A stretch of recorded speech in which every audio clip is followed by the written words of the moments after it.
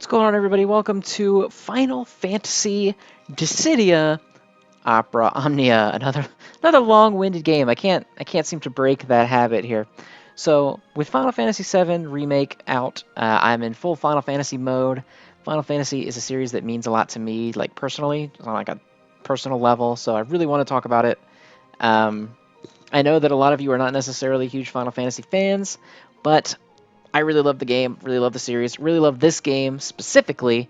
I think it's really free to play friendly. I think it's it seems overwhelming at first, but it's really not. I think it's very inviting. I encourage all of you to give it a try if you like Final Fantasy, or even if you hate Final Fantasy, but you want a good gacha game to play. I encourage all of you to give it a shot. So, I'm sure you can tell, today we're going to be talking about Cloud Strife. He is one of the first characters you actually get from story mode. So you start with 3 characters, and then in the very first chapter you unlock Cloud. And some good news about Cloud is all of his weapons are available without pulling. You're going to have to put in some work over time to get them all, because you need acquirable in-game resources, but you can get everything available for Cloud without having to spend in-game currency on it. So what I want to do first is just sort of talk over his abilities, and we'll even talk about his appearances a little bit. And then I'll use him in a stage just so you guys can see what it is that he does. So as you're leveling up Cloud, these are your crystal strength levels. These are different abilities and passives that you get as you level up. So the very first one you're going to get here is cross slash attack up, which increases your attack after you use cross slash, which is one of his abilities. So Cloud obviously is pretty offensively based, but he's got a lot of utility as well that you can use. So then at 10, you get Mighty Cross Slash, which further increases the damage of Cross Slash. So the first one buffs Cloud's attack stat. The second one increases the damage output of Cross Slash. Rapid Speed, which slightly raises his speed for 1 turn whenever he inflicts a break. So when he breaks someone's bravery, he's a little bit faster. And then at level 20, you get Finishing Touch, which is a 4-hit ranged attack that has knockback. Knockback sends the opponent flying, and it allows your allies to combo with you, so it ends up resulting in huge damage. Finishing Touch is a really great skill. Jarring Blow here just gives a low chance of inflicting 2 turns of defense down on an opponent whenever you hit them with an HP attack. It's pretty good. So there's Mighty Finishing Touch, same thing as before, increases the damage of Finishing Touch. Smash Attack, that's funny because he's in Smash Bros. Slightly raises his attack for 1 turn when he inflicts knockback, so every time you use Finishing Touch, he's going to get an attack buff off of it. Finishing Touch Boost raises your max bravery for 2 turns when you use Finishing Touch. Charged Cross Slash just increases the use of Cross Slash by 1, so you get 1 more use of it. Mako Might. So everyone's level 50 passive is a very good buff, generally. So Cloud's level 50 is, at the beginning of each wave, he gets an attack boost for 3 turns. So he comes into battle buffed already, which is very good. Break his level cap, obviously. So Cross Slash Extension. So what this does is this actually enhances Cross Slash, and it makes it better. Gives it more abilities. So now increases the bravery based on his attack stat before he attacks. So he gets an initial pump of bravery when he attacks. It increases the brave damage done by the attack, increases the damage even further if it's a critical hit, and it allows him to break his own bravery cap. So it allows him to hit higher than he's able to hold. And then the HP attack becomes HP attack plus, which adds a melee hit to it. And then he's also got a Finishing Touch extension, which also buffs his brave before he attacks, adds a massive brave damage boost to the individual hits. Again, it lets him store more brave than he's able to hold for the attack, and it makes it an HP attack at the end. So now Finishing Touch has gone from just doing brave damage to doing both brave and HP damage. At level 65, you get Critical Crush, which is another ability. It's a 3-hit melee attack followed up with an HP attack. Moderately increases his brave if it does a critical hit, and raises his own bravery for 2 turns. Also, like all Tier 3 abilities, it's a free use. It's really good. And then the Critical Crush extension, which just raises max brave a little bit. So a lot of these words are probably confusing to some of you for the first time because you may not understand Dissidia's combat system. We'll go into that when we get into an actual battle. But I did want to talk about his appearance a little bit. Cloud does have an alternate costume. He's one of the characters that's lucky enough to get one. He has they call it the Cloudy Wolf in this game. It is his Advent Children clothes. I like this costume a lot. I think it looks really good. I do like the original a little bit more just because I love the soldier uniform. And I also like the brighter colored hair that's a little bit spikier because you can see they gave him the Advent Children hair design as well. That's a little bit more subdued, whereas this one's got a little bit more spike to it. And you can, of course, make his weapon look like anything that he is capable of equipping. I always put the Buster Sword on because, I mean, come on. How are you not going to use the Buster Sword with Cloud?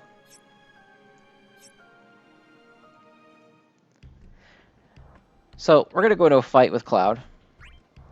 We'll bring Tifa and Barret just because I was farming Ifrit to raise Tifa and Barret's. Basically, you fight the summons over and over again to then unlock special abilities based on them. So I was doing this for Tifa and Barret, but this is a good opportunity for me to show you guys Cloud as well.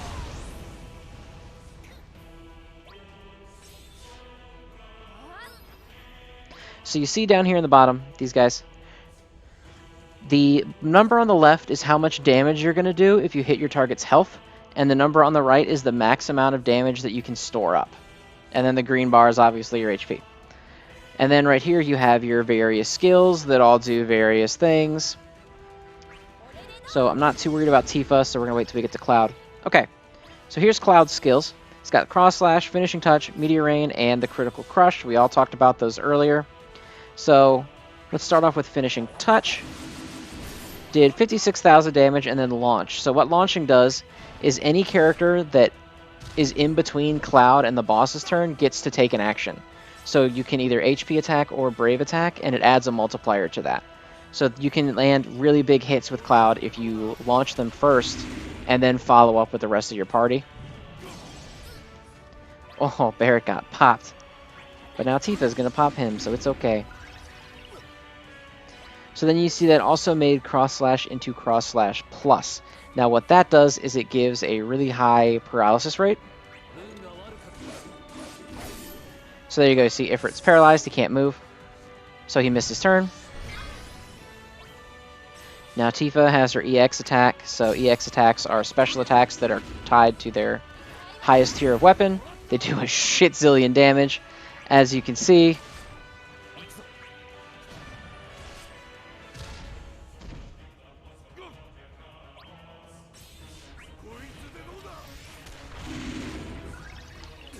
I would love Cloud to get his. Oh, he did get his. So Cloud's EX attack is Meteor Rain. It's 2 hits like Tifa's.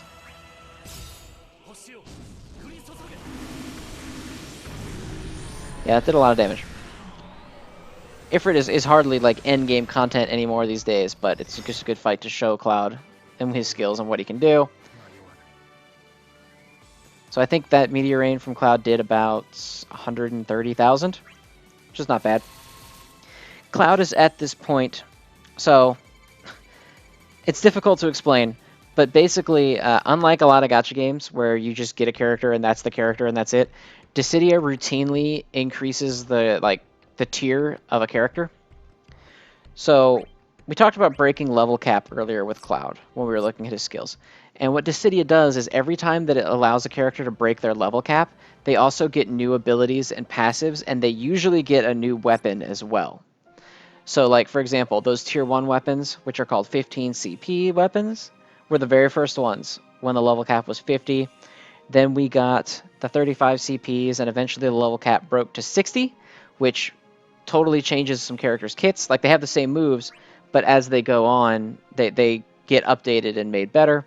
And then we went into the EX era, which is the next weapon tier, plus up to level 70. So Cloud is generally the first character that gets these... If he's not the first one, he's one of the first ones that gets these remakes. Probably because, one, he's one of the first characters that you get in the story. And two, everybody just really likes Cloud. He's like the most popular RPG character ever.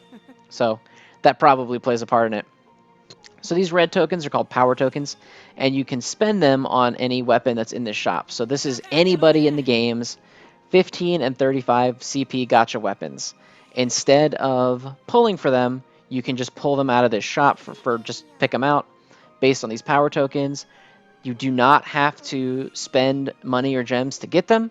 You can get these power tokens just by playing stages and beating missions that pay these out. So 15 and 35 CP weapons, aka Tier 1 and Tier 2 weapons, are very easy to get. Clouds, as you can see, he's got 2 Tier 1 weapons and a Tier 3, or a Tier 2 in here, sorry. And the good thing about Cloud, because he is a protagonist character, you can actually get his Tier 3 weapon in a similar fashion. So characters that are protagonists of their own Final Fantasy games have this EX power token shop, which is these gold tokens, and you get them just like the red ones from playing stages, and you can select one of their weapons out of here. So here's Clouds, as you can see, is available. You also have characters like Zack and Vincent, because they were protagonists of a spin-off title. It still counts. So like Vincent was the protagonist of Dirge of Cerberus, Zack was the protagonist of Crisis Core. Did they do that for some other characters? Both Tidus and Yuna. Yuna was the protagonist of Final Fantasy X-2. So she's in there. I think Shantoto is not really the protagonist of 11, but whatever. You can see that it has both Lightning and Sarah because of Final Fantasy 13 and Final Fantasy 13-2. So Cloud technically has his full kit. Anyone in this shop has their full kit available without needing to pull. So Warrior of Light, Fury, and Onion Knight, both versions of Cecil, Bartz, Terra, Cloud, Vincent, Zack, Squall, Zidane, Tidus, Yuna, Shantoto, Vaughn, Lightning, Sarah, Ishtola, Noctis, Ramza, Ace, and Lael are all available with these. So if you start playing and you can't get one of these guys and you really want to use them, they're all very good characters. They're all available with a little time and elbow grease. Doesn't have to be all gacha. That's not to say that there isn't plenty of gacha stuff, because there is. Basically, the way that the banners work in this game is that multis cost 5,000 gems. Oh, there's a free one. Let's go ahead and do it. So multis cost 5,000 gems usually, unless there's a free one. Sometimes there's a free one. They give away free multis in events a lot. And multis give you 11 items instead of 10, and the 11th item is always going to be a 5-star. So we'll see if we get anything good from this. 3, 3, 3. Oh god, 3. Oh. Oh no. Alright, well here's some 4s. It's a 4. Go golden already. Oh no, I think we're only going to get the guaranteed golden. And it looks like... Oh no, we got 2. And it's the same one. They're tier 1 weapons for Fang. Nothing super exciting there. But it was free multi, so... Basically, you see the weapons on this banner here is when it says unique EX, that means that those weapons are... EX weapons are basically limited weapons. They're like the, you know, whatever you want to call them, limited banners that you can't get otherwise, are in these EX weapons here. So, on here, there's these 2. There's 3 on this one. Lightning, super top tier, by the by. You got 2 here. Basically, the ones on the banner are always shown, generally. And then other tier weapons you can kind of just pull as you go. I think all tier 1s are automatically in the banners. I don't know that all tier 3s are, or tier 2s are. They might be. I don't know. And then up here you see this currency, this little golden, this little green G. As you pull, every multi you get 20. And then if you get up to 100, you can trade it for a power stone, which allows you to limit break one of your weapons further. At 200, you can trade it for a Book of Ruins Mysteries, which what that does is it allows you to awaken one of your EX weapons to the next tier up. Or at 300, you can just pity and select whichever tier 3 weapon that you're chasing that's in the banner. That's the pity system, basically. But just, you know, unlike other games, it gives you ways to get out sooner. So let's say you get to 100 of these, and then you get what you're chasing. Well, you don't want to spend 200 multis more worth of these just to get a copy, so you can get a Power Stone instead. Or let's say you get to 200, and then you get what you're chasing. You can get a book and save yourself some time. Currency, all that jazz. So that's a little overview of both Cloud and the game. Cloud right now is a very good character still. Cloud, like I said, he tends to get the next tier very early. So generally that means that as that tier goes on, he kind of drops off. And he's sort of hitting the point now where he's just getting outclassed by other characters like Lightning, who is just crazy right now, you know. But I believe the next tier up is set to drop late this year, like sometime in October or November or something like that. And so Cloud will be getting his buffs around that time, his new weapon and everything. That will once again make him extremely top tier. Cloud is a good investment because he's basically always going to eventually be good again, right? I know that's weird. So like every character in this game rises and wanes as content goes on.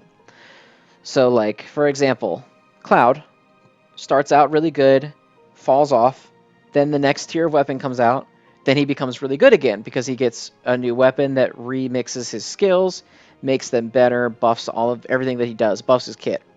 Then he kind of falls off because more and more people are getting these buffs, and then the next tier comes out and Cloud is good again, right? Like that's the cycle. So Cloud has been really good for a while with this EX Plus tier. He's still really good right now. I have to say he's like an upper B tier to an A tier character. Really good right now still. But he's in that process where he's slipping down the list just because more and more people are getting taken from the bottom of the list and put up at the top, like Lightning, who was pretty mediocre until she finally got her buffs.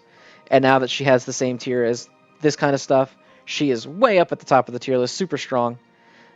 So basically, every character in this game is an investment, and you can invest in them and hope that their next level up is good, you know, and next tier up is good or not.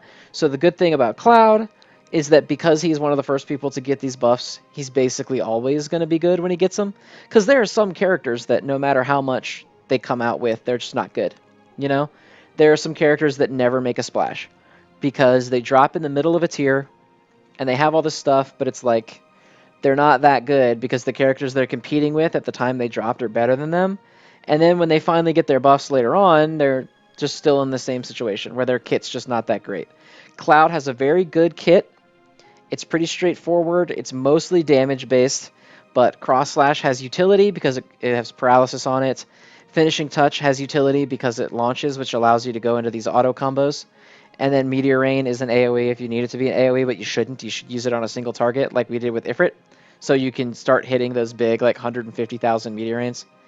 So Cloud, he's just a generally good character. He does good damage. He's got good utility.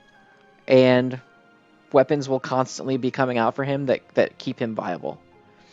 So as his viability finally starts dropping off, he'll get some buffs that bring him back up. You know? So he's a good investment, I guess, is what I'm trying to say.